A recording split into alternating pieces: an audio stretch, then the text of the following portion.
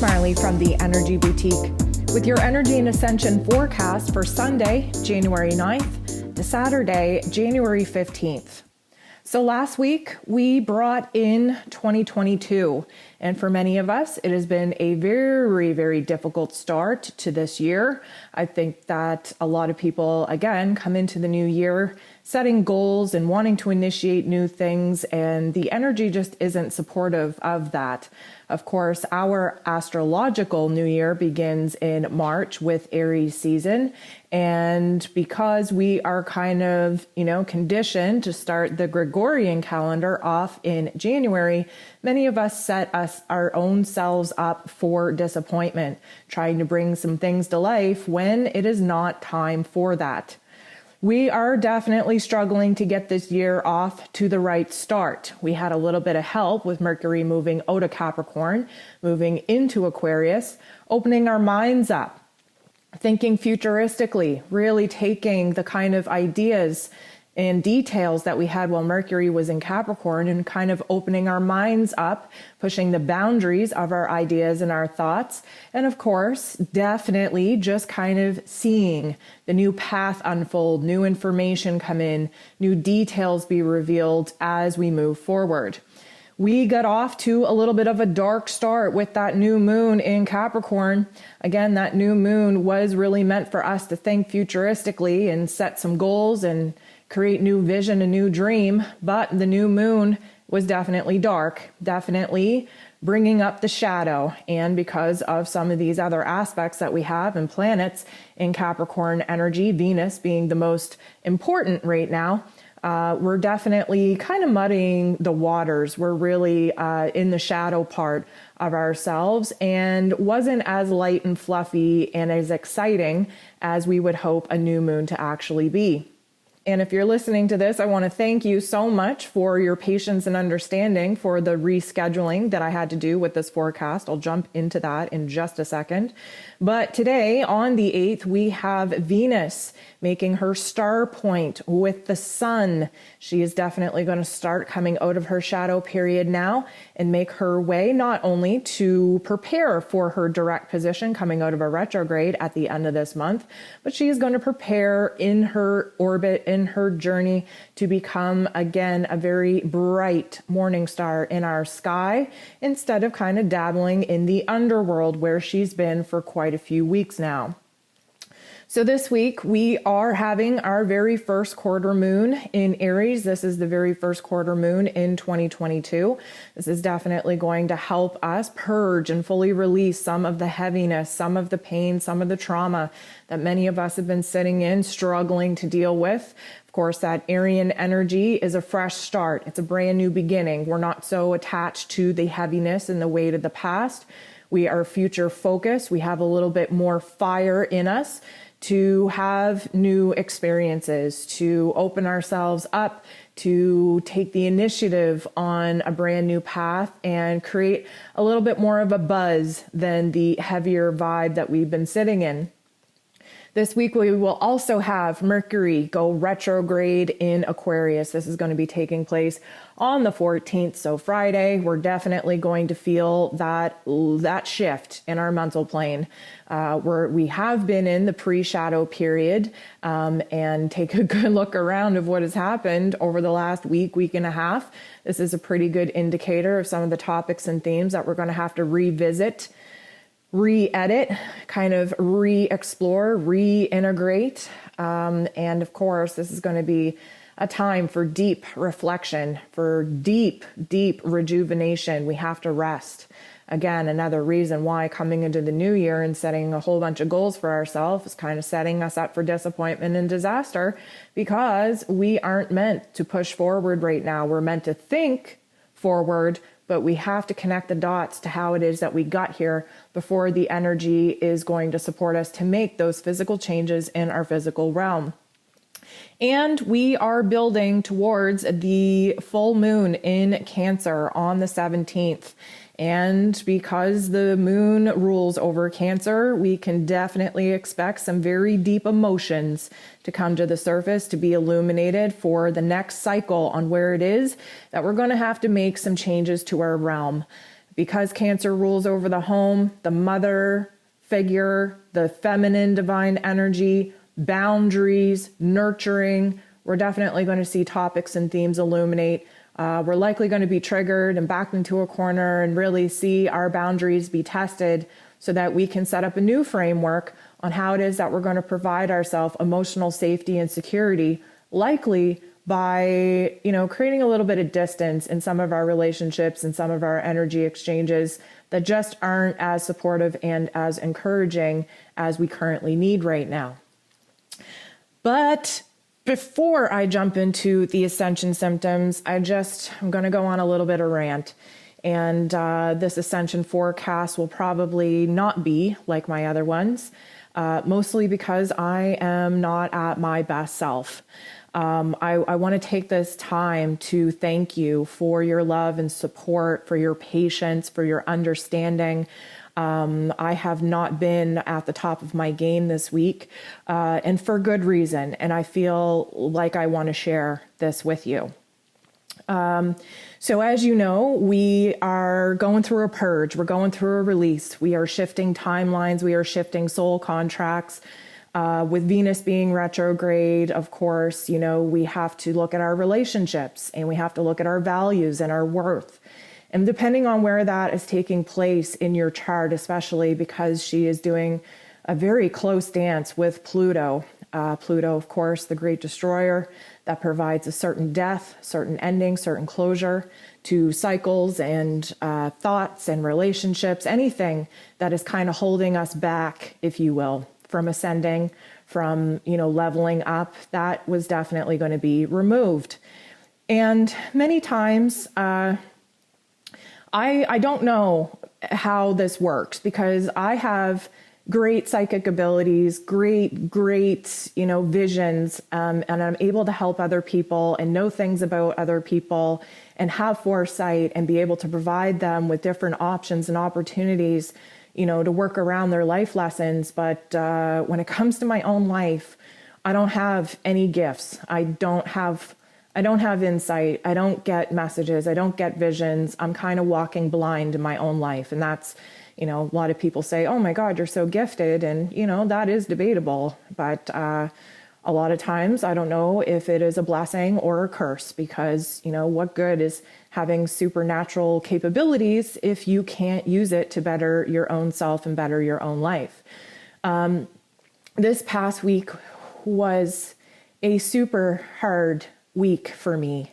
I actually had to let go and I guess put an ending to what was a 14-year relationship with my dog. I know many of you have reached out and thought that this was a relationship issue. I'm sorry for that misunderstanding. I've been single now for close to 5-7 years. I have no want, need, or desire to be in a relationship with human beings. Dogs are my love, my way of just connecting in this realm. And I had to let my girl go. And it was super scary. And I know at 14 years old, one should, kind of be prepared for the kind of ending that comes with loving a pet. But I was totally taken off guard. And it was a very traumatic event, something that I never, ever wanted to experience myself or her. And my heart is absolutely friggin' broken. And I got to be honest, she's not my first pet that I've lost, and she certainly won't be my last, but it's the first time that I've ever lost a soulmate. And I want to take this time to talk a little bit about animals and pets in particular, and the fact that they are spirit guides. Now, all animals are sent to us in a time of need, and they all have a specific mission that they are here to help us with. And my girl came to me at a very, very disturbing time in my life. She was I never planned on getting a dog. I literally was going through Kijiji one day, marketplace, whatever you want to call it, and seeing this cute little fluff ball. And I knew in my mind that this dog had to be mine. And in that moment, I took a deep breath and the word Taya just kind of rolled off my tongue. And I'd never heard that name. I don't know where it came from. At this particular point, I wasn't even awakened. I was still very much in the 3D, very toxic, very, very much still in my addictions and my toxic relationships. Basically, just a freaking disaster. I did just purchase my own home at that time and thought, okay, I have my own home. I'm semi-adult, 21, 22. I should be growing up by now. I always wanted a dog of my own, but, never really planned on having her. And it's just funny how they come into your life, especially, when you don't even know that you need help and you don't even know that you need guidance.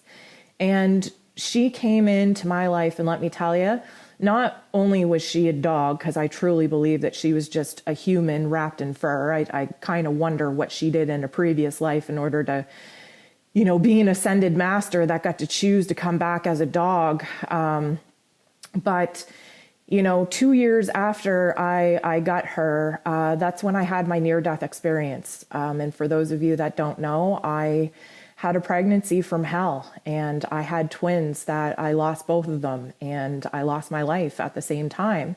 And, I've had my fair share of loss. I encountered my very first dealings with death when I was 9 years old, and playing with friends of mine. They were actually twins themselves one day, and a drunk driver ran them over as they were sitting in the grass waiting for the bus the next day.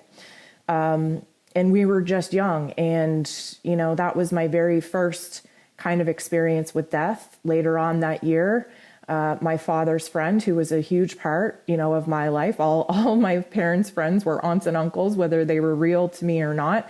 And he had died later on after my friends had died. And just a couple months after that, still in the same year, I lost my grandmother to cancer. So, I've never really been a stranger to death. It's something that I've dealt with. I am a Scorpio, so obviously, I'm here to transcend that whole death concept.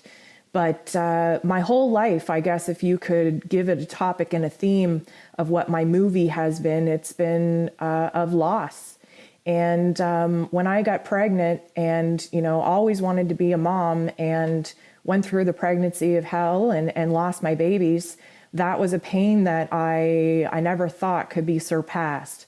And even since, I lost my babies in 2009.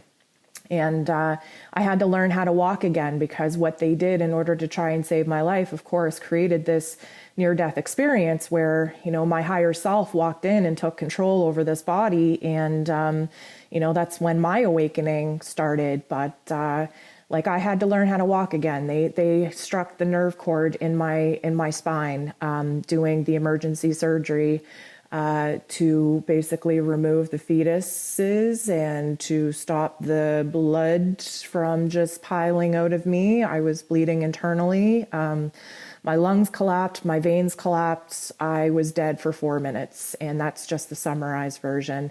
I do have a little bit more of a detailed summary of my struggle, of my awakening and how I came to be on my blog, which I have full intentions this year to actually, address my near-death experience, which I don't know why I keep calling it a near-death experience, because I was legit dead for over four minutes. But that's when the magic happened. That's when I woke up knowing a bunch of shit that I just shouldn't know. And that's how I was placed in a path of being able to help guide other people through this lifetime, doing shadow work and ascending and, learning how to love themselves. And to be perfectly honest with you, my dog, Taya, she was my guide. She was the light that I am now for other people. She laid with me when I couldn't walk. She was the reason that I pushed myself to get out of bed. She was there through everything. And I know you would say, well, they're dogs. That's what they're supposed to do. No. Okay. I have another dog. Her name is Kaya. And she was divinely scripted in my life. She just came to me a couple years ago, and we'll get into that in just a second. But trust me, if I had Kaya at the time in which I went through my near-death experience and had to rebuild my body and learn how to walk again and all this kind of stuff, I would have not had the same experience. I'm not saying that I wouldn't have wanted to get out of bed and try and be a better person for her, but she was not here to take care of me. I'm here to take care of her.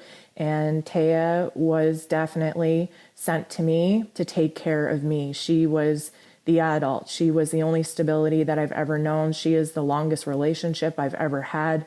She 100% taught me what love was. And I'm taking this loss pretty freaking hard, even though in my logical, rational brain, I should know that, 14 years is a freaking miracle and a gift from God, to have a dog for that long. I get it.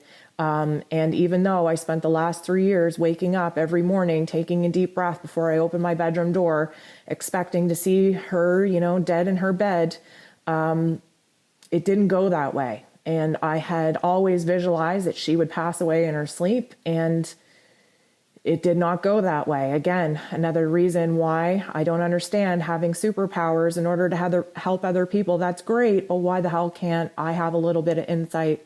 Why can't I help myself? So it started for me on Wednesday, and I woke up and she was very sick and didn't seem to get better, and I knew something was off. And so we did take a trip to the emergency vet, and that was a big deal in itself because she hasn't been mobile enough to leave the house and go on car rides for the last couple of years. And I live out in the sticks, so I'm about 45 minutes away from the emergency vet. And so we had to make sure that it was absolutely, valid to make that trek and put her through that stress in order to actually get her seen to. But we made our way in. There was a lot of trauma, a lot of panic going on, even on the journey in. I did have to pull over multiple times. She was flopping and flailing and seizuring, and I found it really hard to drive. And I got to be honest, this was the very first time in my life, I think, that I did not disassociate from my body, only because I couldn't. I had to be in control. I didn't realize up until now that I've had this gift of just separating from my physical body and kind of distancing myself from the present trauma and the present pain. And my family actually moved away a couple months ago. They're in a totally different province. And this is the first time that I've been alone in the world. Now, saying that, I don't want you to reach out and say, oh, I feel so bad, blah, blah, blah. No, this is not what it's about. It's a very freeing feeling to literally only have yourself to lean on, to count on. But in situations where I would normally, call my brother, because he's always been the rock for me, I couldn't. I couldn't. I didn't have anybody to call. I literally had to stay in my body and deal with the pain and the trauma and the fear and just the pure adrenaline and anxiety that I was going through at that particular time, because I was responsible for Taya to get seen to get her care. And that is the one thing that kept me in my physical body. But it's also what is creating a lot of pain and trauma into me now, because I was 100% present for everything that took place in that emergency room. And let me tell you, there are memories in my head that I wish I never had. And it's going to take me a long freaking time to rewrite these memories into something positive instead of triggering the trauma in my heart space. I really appreciate you guys sitting with me. I'm normally a very private and controlled person, so I'm very raw and vulnerable in talking about this right now. But I got to tell you, y'all just showed up for me in a way that I've never had before, and so I felt it was the right thing to do to let you into my life and to have you understand what I'm going through. Not saying that this is what everybody's going through, but I want you guys to understand that the releasing, the purge the transition, the adjustments that we go through when we level up in our lives, they affect us all in different ways. Maybe you're losing a relationship, or maybe you're losing your job. Maybe you're just losing a part of your identity that you're no longer in alignment with. But for me, I lost my heart. I lost my soul in losing my dog. And it's really messed me up. And it's really put me in a different space to understand what heart chakra activations are all about. And I got to tell you, I thought I was getting off a little bit easy with these transits because I had my family here for Christmas. And let me tell you, my parents have been divorced for over 12 years. And I haven't seen them in the same room for 12 years. And I had them sleep over at my house under the same roof for the first time ever. And I thought that that was my lesson. I thought that that was my Venus retrograde. I thought that this was a re-evaluation of my relationships and my values and my worth. And once it was over, although it was extremely uncomfortable at times, once it was over, I actually thought to myself, well, geez, that wasn't so bad. Now, little did I realize, little did I piece together that Venus retrograde, dancing with Pluto in Capricorn, is in my 12th house of endings, of closures, of soul contracts, of karma. I literally know my clients' birth charts better than I know my own, and that's my bad. Sometimes I don't like to look at my own birth chart because I don't really want to know. I don't want to make that connection. But now, after all the things that I've gone through this week, I was put in a position to choose love. And I want to talk about this. And I'm going to continue talking even though my voice is shaking. And even though I can't breathe. And I'm so sorry to trigger you in this way because I'm always about high vibe and trying to empower you. But guess what? That's not real life. This is real life. Pain is real life. Loss, death is real life. And I always want to be real with you. So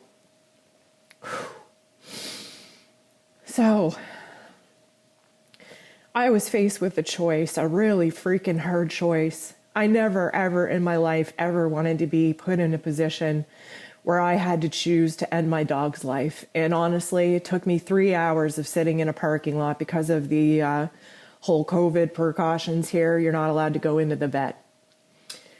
So when we actually made it to the parking lot, she was not good. She was not moving. She was not responding. Her eyes were hazed over. She was barely breathing, and I couldn't wait for them to come out and get her. When the doctor was ready, I called and said, I think my dog is dying. Like, you need to come get her. So they came out and they grabbed her. And basically, for the 3 hours of me sitting in the parking lot in a torrential rainstorm by myself in the middle of the night with no one to call, no one, I even tried calling, and of course everybody was asleep.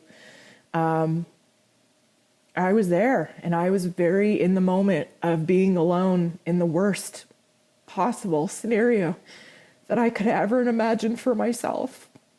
And I literally thought that they were just going to give her some antibiotics, maybe some pain meds, and that we would go home, and that, that little girl would wake up the next day and she always had she's had arthritis, she ripped the ligaments in her foot.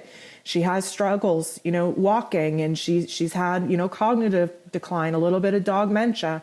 But at the same time, she still had a spark in her eye. She never in her life signaled to me that, that she couldn't do it anymore. Like, I learned to be a survivor and a warrior from this little girl. And she always presented to me as a warrior. And I don't know if I was delusional or what the case may be, but it literally took 3 hours of them doing diagnostic testing and constantly repeating to me that I should be considering end of life arrangements for her. I didn't understand. And I'm a very smart, intellectual person. And I couldn't fathom for the idea of why people were trying to talk to me about making end of life arrangements for her. Like, like she was just, she just puked a couple of times. She's just having an off day. Like, why are you talking to me about ending her life? She'll wake up tomorrow. She'll be fine. And so they did convince me to at least get some blood tests done because something wasn't adding up. And we wanted to see if there was an infection that she was fighting. And when the blood test came back, it came back with such elevated numbers in her panel that basically they suspected that she was in organ failure, and her liver enzymes, the highest that they should be, which would be a red zone for a dog, is like 120, and she was over 2,000. The vet basically had said that she, on her examination, felt like there was some kind of mass in her abdomen and gave me the option to do the scans to identify the issue. And not that it was about money for me at all. I'm not somebody who, if she, I don't want to prolong her suffering just because I love her so much and just because I don't want to envision a life without her. So I had to make a really tough decision in that parking lot. And I chose to let her go. So lucky for me, they did allow, because it was an end of life, they did allow me to go in and be with her. And although this is a super private and super sensitive situation, I feel like I need to share it with you. So forgive me, forgive my voice, forgive my pain. I never thought that I would be strong enough to make that decision. And again, she's not the very first pet that I lost. And in comparison, to losing people and losing my babies, this is a pain that I never want to feel again. And I'm figuring out right now that it's because, this girl was my soulmate, and I've never lost a soulmate before. But anyways, I never thought that I would be able to look my dog, or anyone else for that matter, in the eye and watch their soul leave their body. I never thought that I could do that. But when they wheeled this little girl into me, and of course they gave her some pain meds and stuff, and she was, she looked a whole hell of a lot better than she did the previous day of being sick. And there was a little bit more of a spark in her eye, and I started freaking out because I was like, what am I even doing? She's fine. She'll be fine. Right? We'll be all right. What am I doing? And they jacked her up on this table as I was sitting on a couch, and they kind of asked me how I wanted to do this. And I always had envisioned that if I ever did have to put her down, that I would have a vet come to my home and we would do that. And I always kind of envisioned, spooning her and cuddling her from the back while it happened. And something took over me in that moment, and I realized that, this girl has been beside me through thick and thin, and she never left me. She never hesitated for 2 seconds. She didn't walk away when I needed, her the most. I know she's a dog. I know she didn't have anywhere to go, but I'm just saying, that dog literally sat beside me when I was unable to walk in my recovery, and she just stared in my eyes, and the love that she had for me was what got me through that. So in that moment, I decided that she deserves this. This is what I need to do for her. So as the vet kind of explained to me what was going to happen, she asked me, do you think that we're ready to proceed? And I looked at my little girl, and she looked at me, and she took a deep breath, a deep, deep sigh, and a little yawn. And she looked, and she just lowered her little head down on my wrist because I had my arms around her. And to me, in that moment, I felt like that was her giving me permission to do this. And people always say, when it's time for them to go, they'll let you know. And I never truly understood that concept. And for the first time, I understood this concept. And I took a deep breath. And I said to the vet, I said, could you open the window? I have a belief system that you need to open the window for the spirit to leave. And she said, I'm sorry, there's no windows in this office. Now, I should have known that, but I was not in my right mind. And I said, oh my God, there's no window to open. Okay. So before she started, I looked at Taya and I never broke eye contact with her. And I said, now listen, when I take a deep breath, I need you to stay with me and I need you to be with me and I need you to stick to me until we get outdoors. And if that means that I take in your soul, then so be it. You can stay with me for as long as you need, as long as you want. I would be happy to have you, but you can't stay here. I need you to come with me. We're a team. We don't leave each other behind, and I'm not leaving you behind. So I said to the vet, I said, yep, it's time to go. So they proceeded to do their thing. And I talked to her the whole time and I stared into her eyes the whole time. And then she just closed her eyes and she was gone. And I've been broken ever since that moment. And I'm not fully in control of my body. I don't have control on my voice or the tears flowing off my face. And that's why if you listen to January 7th energy forecast, I did that because I had already been in a state of pure tears and crying and exhaustion at that point for like hours upon hours upon hours. Wasn't getting any better. I knew that I have a responsibility, not only to you guys, but to the soul contract that they brought me back to life to honor, which is to guide people and help humanity get to the vibration and frequency that we need in order to usher into new earth. That's my job. And when I finish my job, I'm able to go back home. And trust me, I can't wait to go back home, especially now that my girl is over there waiting for me. I can't wait to go there, okay? My near-death experience 12 years ago opened me up to an understanding that this life that we're living is not real life. This is an illusion. This is a matrix. This is bullshit, to be quite honest with you.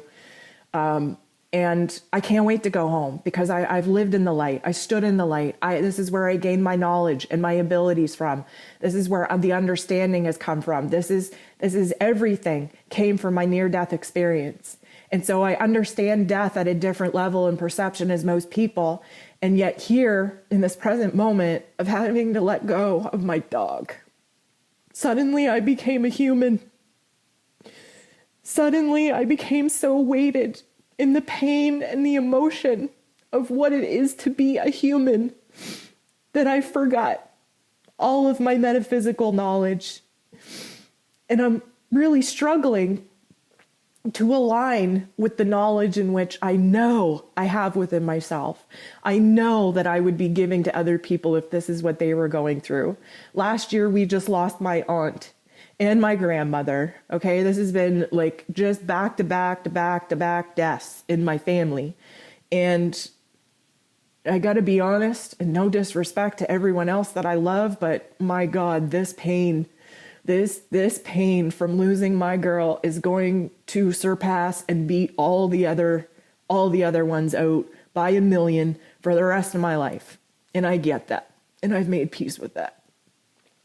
Another fascinating thing it was not scheduled at all, but my girl, she left this realm at 3:33 a.m. And that is a divine number. And that is a scripted number, and that is a huge marker and a validation to me when I can put my ego aside that we signed up for this. This was part of our soul contract.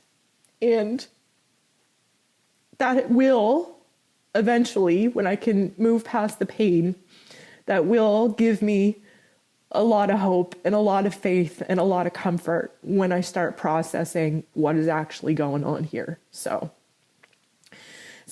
I don't know where it is that you stand in understanding my pain. And I'm not saying that my pain because of losing my dog trumps any other pain. Because guess what? At the bottom of the line, Nobody wants to be in a competition for the worst pain, okay? Pain is pain. Loss is loss. Suffering is suffering. And right now, I'm struggling with a broken heart. But ultimately, what I realize is that I chose love. I chose what was best for her because my ego just wanted to take her home. My ego just wanted her to live another day. My ego wanted to stick to the plan of her dying in her sleep or her being put down in my home. That was my ego talking. And I sat there contemplating before having to actually make this decision and pull the trigger on making this decision. I sat there and I fought my ego. I fought my child, my inner child. I fought my shadow. Because ultimately, I don't know how to live this life without her. And I never wanted to envision a life without her. And I know that's silly because she's a dog. But this is where I'm coming at you, okay? I don't know what else to say. She is my ultimate love, my ultimate pain. And I chose for her not to be in pain. I chose for me to be in pain. And I just wanted to reciprocate all the love that she had given me over the years. I wanted to give that back to her and free her from her pain. So that's why I've been off. That's why you hear my voice in the way that you do. That's why I'm of low vibration. And I wish I could snap my fingers and I wish it could be, through this process and in the healing process. I'm not there yet. And this is a good time to remind you that it is a process. We have to nurture ourselves. We have to love ourselves. We have many tools and techniques to help actually release the trauma and release the pain from our physical body, like tapping, like, salt baths, by writing, by, healing energies and vibrational frequencies. I've been doing it all. And I'm going to continue doing it all until I can get to the place where the happy memories outweigh the trauma. Because that's what we have to do. We have to rewrite the experience, rewrite the lesson, rewrite the vibration and the frequency, rewrite the memories. So I want to thank you for sitting through that. I want to thank you for your love and support and your patience and your understanding. I had a whole lot of plans for the new year, business-wise. I have a whole 2022 calendar that I didn't even get to publish or promo. Hopefully by the time that this forecast is up, you'll be able to find that on my website.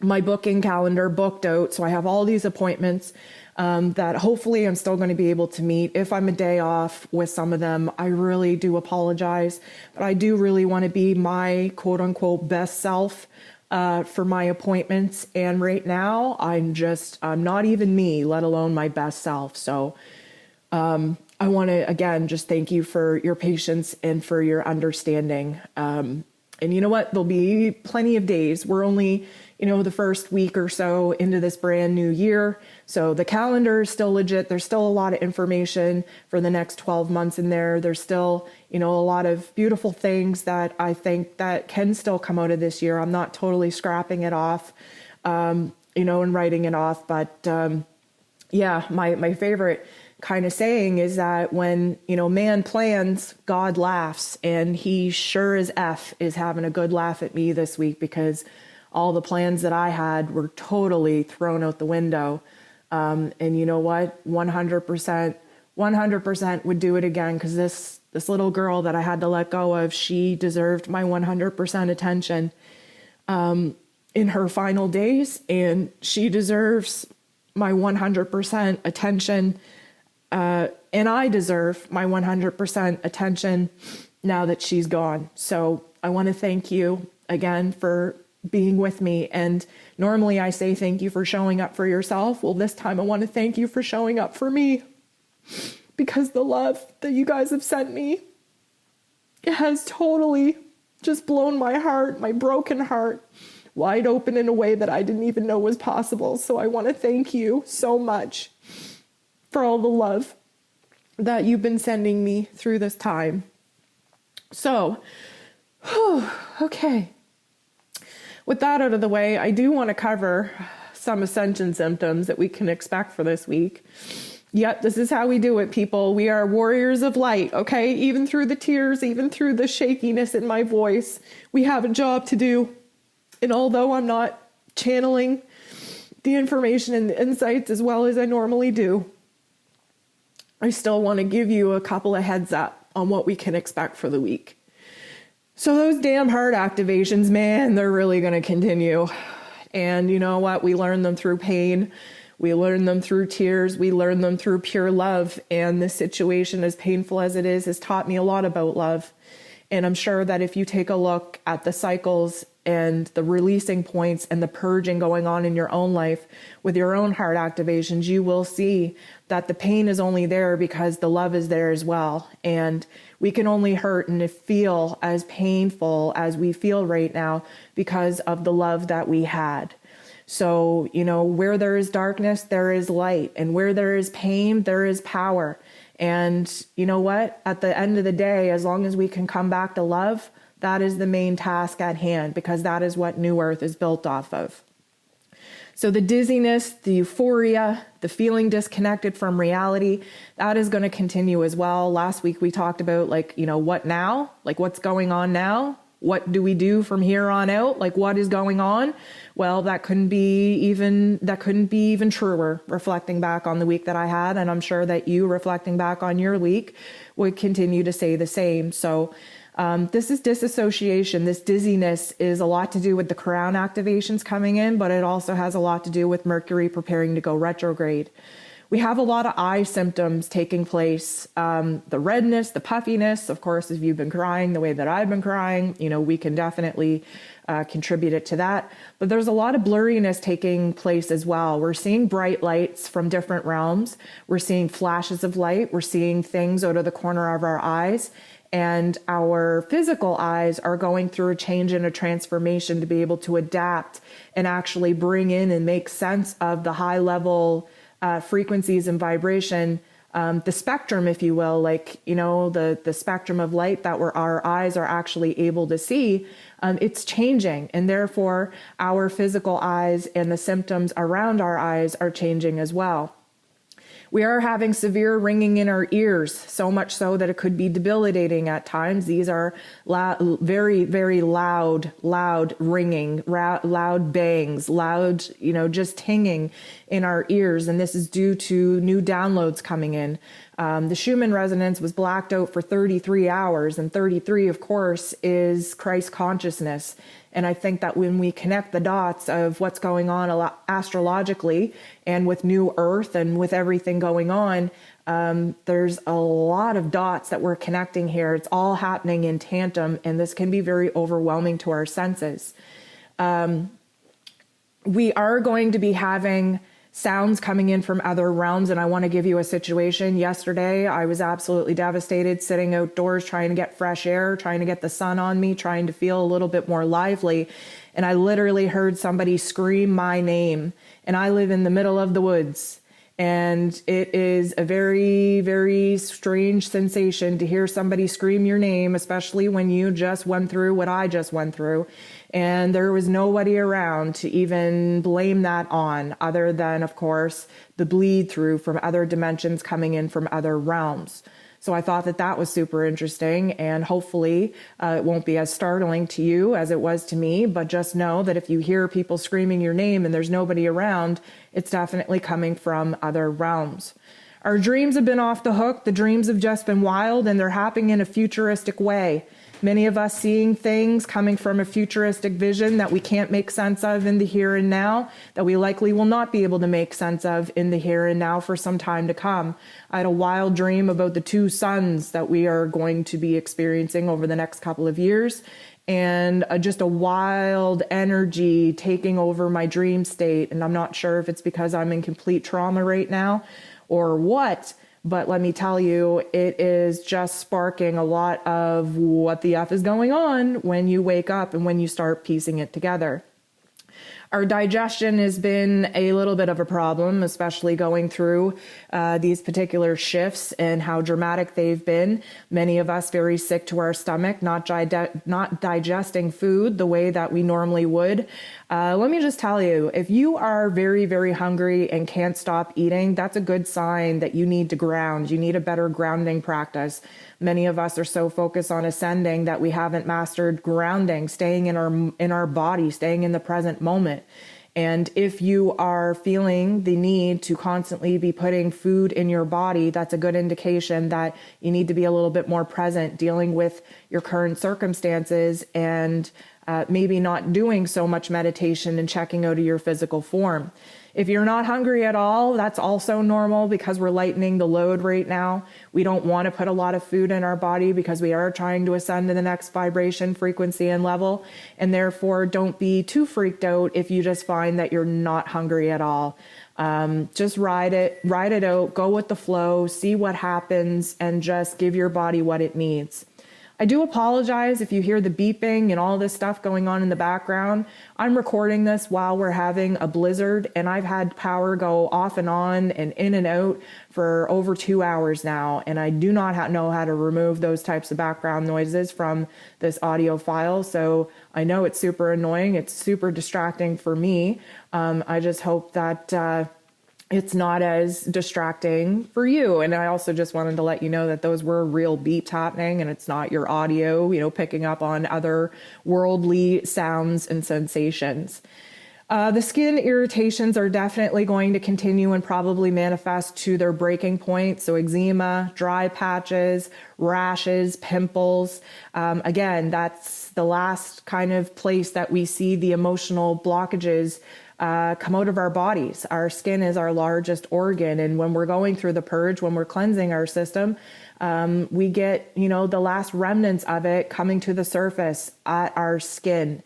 And, no doubt, if I could show you my knees right now, we would all cringe because I have eczema and open little, scratches and plus pustules just breaking out on my knees. And what is that from? That is from the fear of moving forward. I do not know how to move forward with the current details and reality in which I'm living in, and the emotions that are just, breaking out of my heart chakra at this point. All of that fear and all of that pain is being stored in my knees. And so I am seeing the skin irritation on my own body on where these energy blockages are really trying to rectify themselves, to be released, to be purged so that we can move on. So the mental processing, the rapid thoughts, the confusion will likely get even more intense as we get closer to the end of the week and Mercury will go retrograde. We have a lot of things to review. We have a lot of dots to connect. We have a lot of revisions to make. The plans that we started this year off just a week ago, obviously, have changed dramatically. And this is going to give us a time to kind of, take a time out. We're going to have Venus and Mercury both retrograde until the 29th of this month. And this is going to give us a very deep and intense time to get our heart and our head on the same page, accepting the truth, accepting the details, rectifying it in our heart space, making peace with it, cleansing ourselves, and preparing to move onward and preparing to move forward. So guys, as we kind of anticipate moving towards the full moon in Cancer, this is going to be a time where we're going to really have to dig deep and nurture ourselves. We have to really look at what it is that is falling apart in our lives right now, especially where the space is being made for new foundations to be built, and just recognize what it is that we need to do for ourselves. This is about self-love, if nothing else. And of course, love being the major topic and theme of, what we're building New Earth on. There's no better way to put into practice the love lessons in which you've learned than to start with yourself. So I want to thank you for showing up and for sitting with me and for extending your love and giving me your energy and being patient and being understanding with me over this last week. And I'll probably just give you a disclosure. It's probably going to take me into next week too. I'm going to do the best that I can to return to my highest self. But again, it is a healing process that I don't have a time frame on. So I just wanted to thank you for everything, honestly, from the very depths of my very broken heart right now. I just want to thank you, not only for showing up, like I say, for yourself every week, but this week, I mostly want to thank you for showing up for me. It has meant the world. And you all are just shining the bright light that I need in a very dark time, very dark place in my life right now. So for that, I will forever be indebted. I'm sending you nothing but love,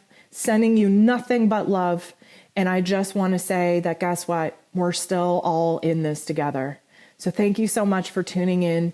I wish you the most blessed week that we possibly can create under the circumstances, with times a changing, very, very much in this adjustment and transition period. I'll be back next week, hopefully with my normal self, and we will hash out what this ascension process is and the life lessons that we face as we move through the rest of this month. Thank you all for showing up. Thank you all for tuning in. I send you nothing but love. Have a great night.